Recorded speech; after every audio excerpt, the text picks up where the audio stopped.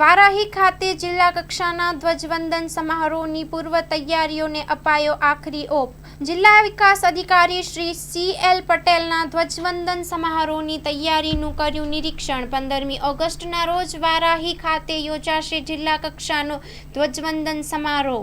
પાટણ જિલ્લાના જિલ્લા કક્ષાનો ધ્વજવંદન સમારોહ આ વર્ષે વારાહી મુકામે થવા જઈ રહ્યો છે, જેની જિલ્લા વહીવટતંત્ર દ્વારા પૂરજોશમાં તૈયારીઓ ચાલી રહી છે। 15મી ઓગસ્ટના દિવસે જિલ્લા કલેક્ટર શ્રી તુષાર ભટ્ટના હસ્તે ધ્વજવંદન થવાનું છે, તેને અનુલક્ષી જિલ્લા વહીવટીતંત્ર દ્વારા આખરી ઓપ આપવામાં આવ્યો હતો। 15મી ઓગસ્ટના ધ્વજવંદન સમારોહ પહેલા સરકારી રમતગમત મેદાન લીમગામડા રોડ વારાહી મુકામે જિલ્લા વિકાસ અધિકારી શ્રી એલ. પટેલ દ્વારા જિલ્લાના ઉચ્ચ અધિકારીઓની હાજરીમાં ધ્વજવંદન સમારોહ માટે થયેલી તૈયારીનું નિરીક્ષણ કરવામાં આવ્યું હતું।